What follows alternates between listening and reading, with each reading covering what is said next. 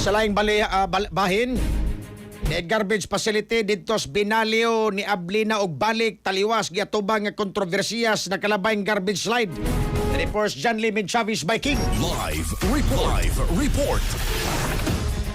Nakurat ang Cebu City Council humanhilom nga mibalik sa operasyon ang usa ka waste management facility sa Barangay Binalio bisan pa man og wa pa masulbad ang investigasyon sa miaging insidente ug wa pa niini gipagawas ang resulta sa ilang investigasyon. Nahibaw-an natol sa sesyon sa konseho nga ang Prime Waste Solution nakapadayon na diay sa limitadong operasyon tulo ka adlaw na ang nakalabay nga mao'y nakapukaw sa pangutana bahin sa safety compliance, koordinasyon sa mga regulasyon ug transparency sa pagduma sa kontrobersyal nga pasilidad. Ang pagbalik sa maong operasyon gikumpirmar ni Prime Waste Cebu Manager Nino Abelia Jr. og mipadayag nga sa pagkakaron mudawat na kini og ubos sa 50 metric tons nga basura matag adlaw gikan sa pribadong commercial establishment sa Cebu City. Kahinumduman nga unang gipasirahan ang maong garbage facility dihang adunay nahitabo nga garbage slide nga mikalas og pipila ka mga individual ni adtong nakalabayng Enero karong tuiga. Mga katropa, aron mas mulig-on ang immune system, malikayan ang mga sakit. Pagtumar og Santhone Vitamin C, ang non-acidic nga vitamin C. Alang sa nagkahiusang Pilipino para sa Pilipinas. Kini ang inyong katropa, John Lay by King,